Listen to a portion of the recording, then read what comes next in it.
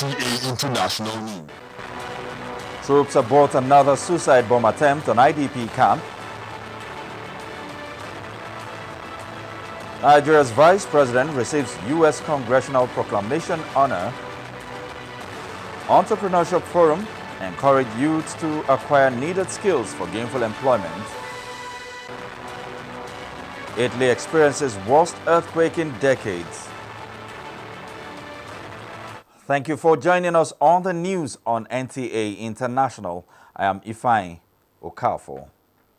And now, top on the news, troops of Operation Lafia Dole deployed behind Bakassi internally displaced persons IDP camp, Damboa Road, Maiduguri, on security duty, intercepted and killed a male suicide bomber who had attempted to sneak early Sunday through the troops' inner parapet towards the IDP camp. The vigilant sentry sighted the bomber and laid in wait until the suicide bomber came close. The sniper instantly shot and killed the terrorist as he tried to force his way to the western flank of the IDP camp fence. Fortunately, the improvised explosive device IED vest trapped on the bomber failed to detonate. Consequently, a combined team of military and police explosive ordnance device EOD have been called to safely detonate the IED. The situation at the camp and the general area is calm. And still on security matters, a delegation from the African Union and other humanitarian partners have met in Maiduguri, Borno State, northeast Nigeria, on an assessment mission to identify areas of need in IDP camp. Lami Ali reports. The Humanitarian coordination meeting attended by local and international partners coincided with the visit of the African Union delegation led by Ambassador Albert Yankee on an assessment mission to the northeast to get first-hand information on the well-being of IDPs towards prioritizing areas of humanitarian support. The AU ambassador said Nigeria's emergency response in the northeast, in spite of the economic recession, is remarkable compared to similar situations in some sister African states. Our main interest is that those who have been uprooted are in a relatively good situation because of the effective work that is being done by NEMA with the support of the humanitarian agencies. So, Northeast Coordinator Nema Mohammed Kanal said intervention is now being extended to meet many IDPs in 8 local government areas of Borno State, in addition to humanitarian support at IDPs camps across the Northeast. We realize that up to now, things are not enough for the host communities. That is why we call their attention that we are going to start providing things for the host community in collaboration with the state government, and also we want to know what they are going to do to scale up their activities in the host communities. Chairman Borno State Humanitarian Response Committee Bulama Malik stressed that the over 50 NGOs providing support to the IDPs must work hand in hand with federal and state government agencies, as activities of some have raised concerns bordering on national security. Lami Ali, NTA News. President Yemi Osinbajo has been presented with an honorary U.S. Congressional Proclamation to commemorate his visit to Texas and also honor the Buhari presidency.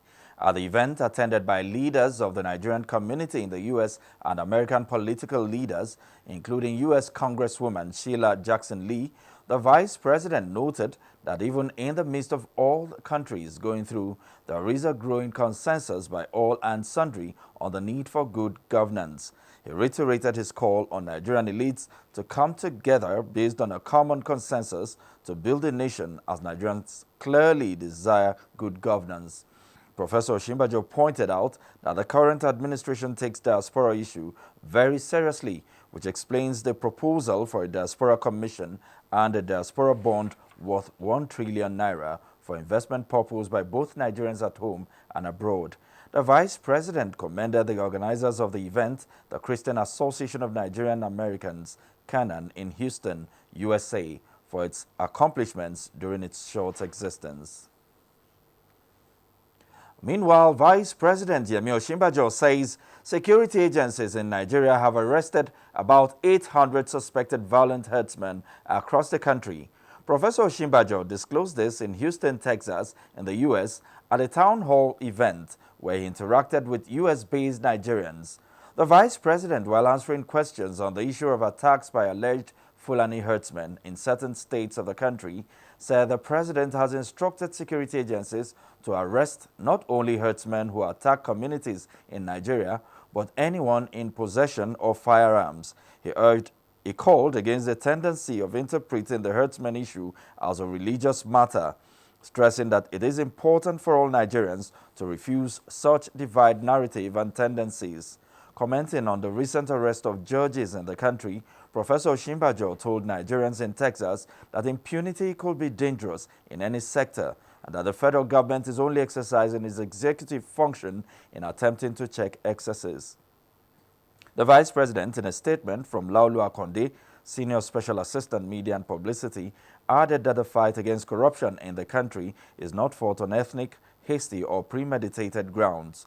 Commenting on the declining fortunes of Nigeria in international sporting competitions occasioned by poor funding by the government, the vice president said that a long-term solution to inadequate funding of sports and the private sector involvement will be made. Nigerians from all walks of life in Houston, Texas, and from other parts of the U.S. attended a town hall meeting, which was preceded by a Nigeria Infrastructure Summit, which showcased opportunities for foreign investors in Nigeria. Former President Olusegun Obasanjo has re-echoed the need to make agriculture attractive if it must be embraced by the upcoming generation. Chief Obasanjo was speaking at the 2016 Tony Elumelu Foundation Entrepreneurship Forum in Lagos. Anthony Forsen reports. Apart from former President Olusegun Obasanjo, the four other panelists who equally took cursory look at what needs to be done to promote young entrepreneurs on the African continent include the President of Sierra Leone, Ernest Bai Koroma, former Prime Minister of Benin Republic, Lionel Zinsou, Information and Culture Minister Lai Mohammed, and Folorunsho Alakija of the Rose of Sharon Group. In their separate submissions, they commended the Tony Elumelu Foundation for the initiative to create entrepreneurs in Africa who will in turn unleash their wealth on the continent's economy, saying they stand to dominate Africa's economy in no distant time. When asked to individually recommend how the young entrepreneurs can be supported to grow in their chosen fields, the panelists were quick to make suggestions using life experiences as yardstick. First, we have to glamorize agriculture. And if you are going to give loan to agriculture, not at the rate of 20%, you cannot be serious. America developed the agriculture at the rate of 2.5% and 3%. The financing institutions and other institutions created should have commitment to ensure that they provide them with the appropriate support that will help to build their technical capacity. We want to say every day, we trust you, we rely on you. When I say enabling environment, the first thing you need is security. No matter how brilliant you are, no matter the amount of money, there's no security in the country, you are not moving anywhere. And that's what's important when I talk about enabling environment, security is the first. They need the finance. You cannot do business without finance. Founder of the Tony Elumelu Foundation called on global stakeholders and influential Africans in development to embrace and support these rising African entrepreneurs. We have to engage and put pressure on ourselves and our leaders to do more until we eradicate poverty in Africa. The 1,000 youths are drawn from all the countries in Africa, and it will run for 10 years. In Lagos, Anthony Forsen, NTA News. And turning now to environment matters, ongoing efforts to protect the environment and halt desertification received a boost in Ekiti State with a flag-off of an afforestation project. Environment Minister Amina Mohammed, who flagged off the project in Ilupeji-Ijan, said the federal government will continue to provide the enabling environment for reforestation and sustainable forest management. Abiola Ogunmoyela reports. The human attitudes, which include massive deforestation and other illegal engagements, have inhibited forest preservation and consequently having negative effects on human and economic development. The minister who was represented said the need for massive reforestation, strengthening forestry law, as well as massive campaign against acts inimical to the nation's forestry by rural and urban dwellers has become imperative. We should all embark on tree planting for the survival of our nation. National Chairman, Processed Wood Producers and Marketers Association of Nigeria, Mr. Ademola Oyaleke, and his counterpart, Chief Ibitayo Omotoye, National Chairman, Tropical Wood Exporters Association of Nigeria, identified the importance of preserving the nation's forestry. We observe nobody is interested of doing an afforestation anymore. New commitment to invest in tomorrow and do your part to make Nigeria the place of choice to live. Ekiti State government gave assurance that government will always embrace initiatives that will promote afforestation in the state. From Ado-Ekiti, Abiola Ogunmoyela, NTA News. Away from environment matters to agriculture, farmers, processors, input supplies, and other stakeholders in rice production have converged on Minna for the second value chain roundtable in Nigeria to appraise rice production with a view to charting a holistic course towards boosting food security in the country. Fatima Usman reports. The Agribusiness Supplier Development Program, ASDP, has as its vision improving productivity of smallholder farmers and SME agribusiness by facilitating training, advice, access to input and organization, as well as standardization, and is ongoing in 6 countries in Africa, including Nigeria. In Nigeria, the program focused on cassava and rice and is being implemented in collaboration with Federal Ministry of Agriculture and Rural Development and the Nigeria Incentive-Based Risk-Sharing System Agricultural Lending, and has held its first roundtable on cassava in Lagos. The representative of the Minister of Agriculture and Rural Development, Musa Hassan, while speaking at the opening session, said the program will enhance productivity, create jobs, and limit importation of rice to the country. You know, the consumption of rice in Nigeria is at a high rate. That means the farmers and all the government policies is aiding agriculture, and the farmers now are doing the best. The team leader, Inclusive Growth Unit of the UNDP, Robert Aswagwa, said the program will, among other benefits, link farmers to off-takers and enhance high-quality agricultural products. This responds to the federal government's current drive to economic diversification. Being able to facilitate beyond more than 60 to 65 billion naira into the agricultural sector. The forum dwelt on finance, production, processing, and marketing, among other issues. In Minna, Fatima Usman, NTA News. The anti-corruption war has been described as a collective responsibility of every Nigerian, which must be enforced to aid economic recovery in the country. Speaker, Akwa Ibom State House of Assembly, Anofiok Luke, stated this in Calabar, Cross River State at the 3rd Annual Public Lecture and Book Presentation of Bishop Emaisong, South-South Deputy President, Pentecostal Fellowship of Nigeria. Umar Basiede tells us more. The public lecture, which was in commemoration of the birthday of the South-South Deputy President of PFN, Dr. Emaisong, had the theme Nigeria's Anti-Corruption War and Economic Recovery, The Connect. Mr. Luke stressed that corruption could be reduced through policy reforms and intellectual strategies, but must be done within the ambit of the law. Let me urge us to stop media trial corruption cases. It gives negative image to our country. Whosoever has the advantage should be taken before the court of law and due prosecution follows. And he is found wanting, no matter his specific life, he should be sent to face the wrath of the law. Other speakers at the forum called for attitudinal change on the part of Nigerians, especially the religious class, who should be seen as vanguards.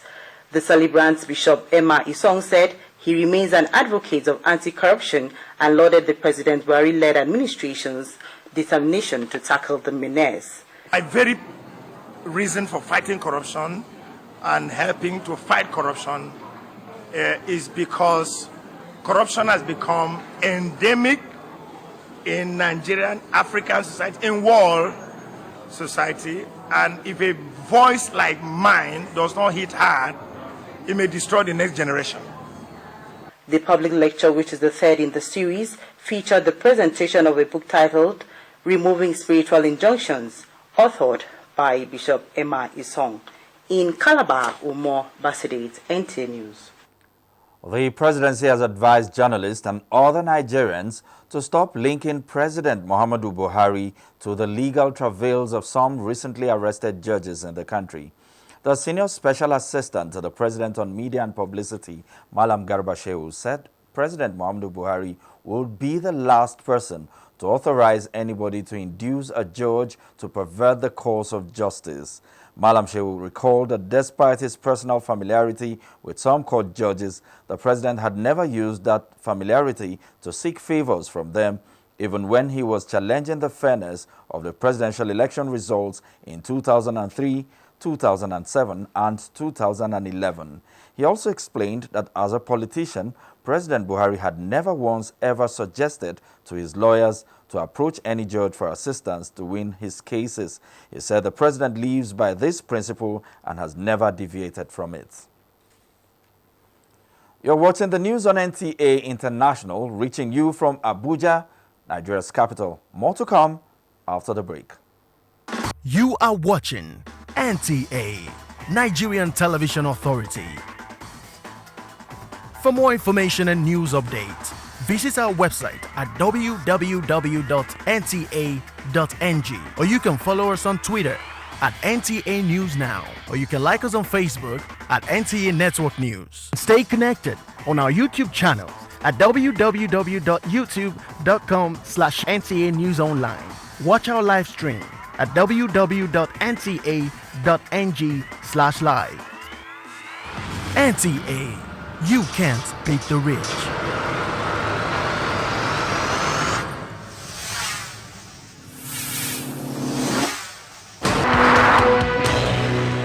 NTA International News.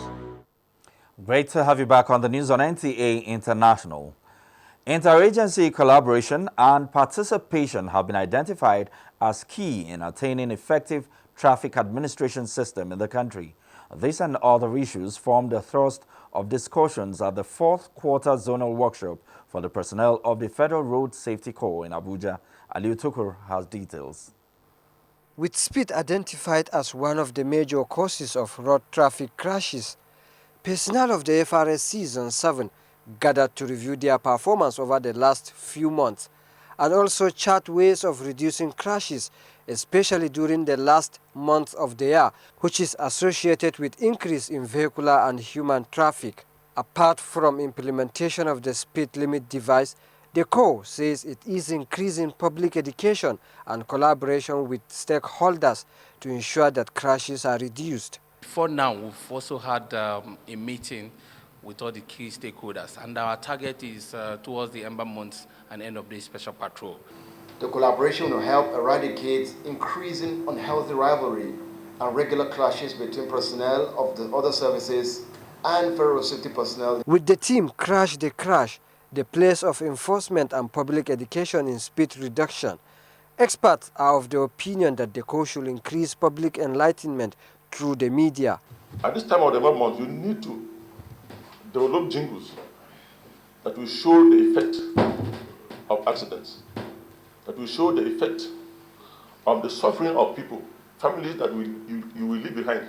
You can also think about keying into the change begins with me mantra. It is expected that with reduction in speed, crashes will be reduced by 50%. In Abuja, Aliu Tukur, NTA News.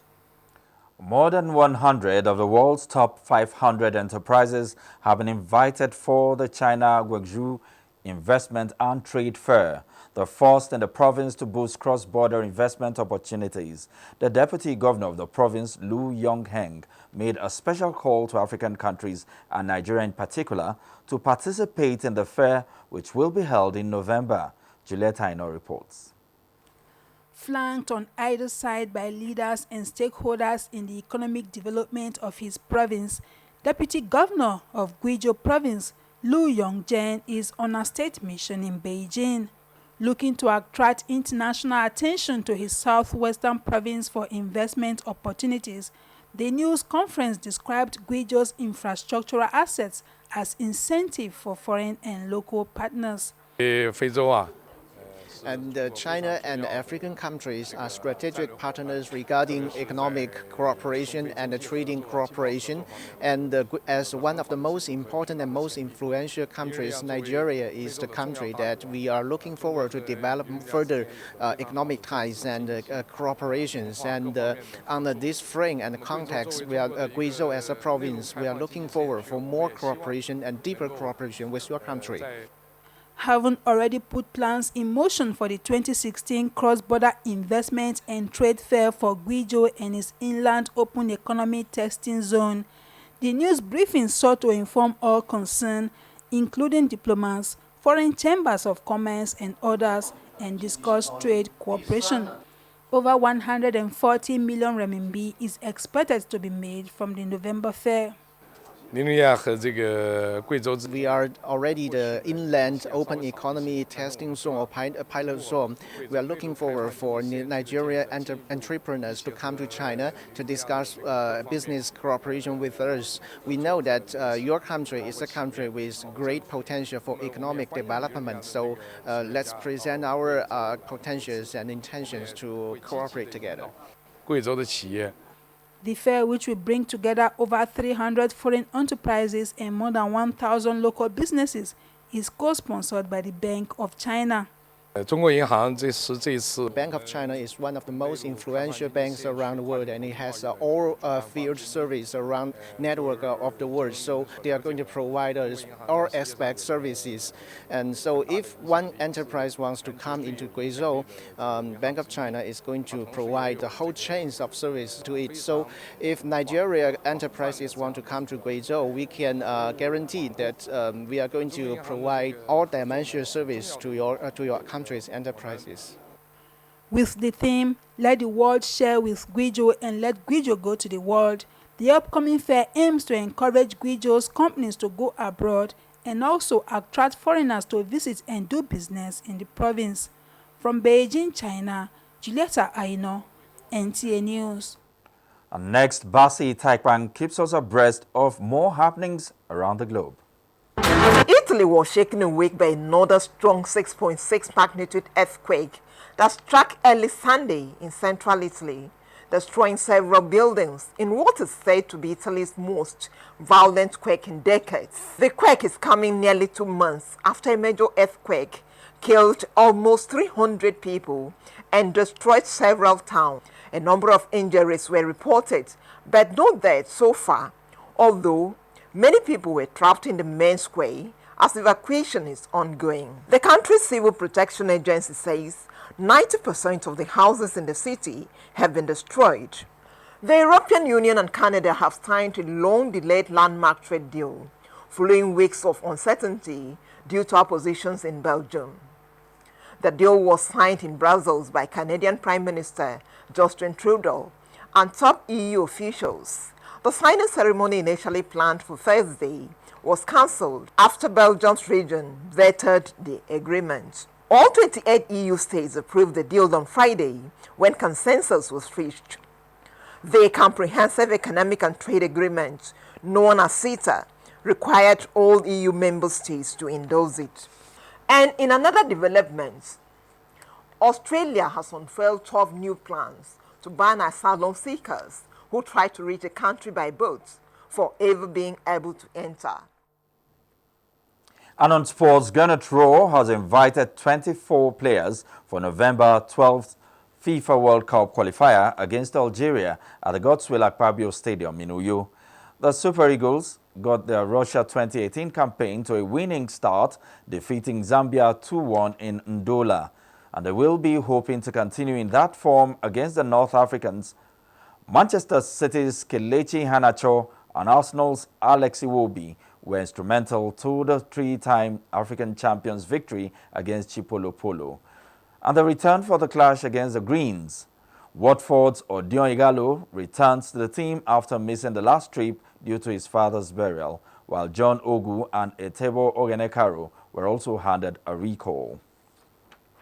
Players are expected to start arriving at the team's camp in Abuja on Sunday, November 6th. The Super Eagles welcome the Fenets at Godswill Akpabio International Stadium in Uyo on Saturday.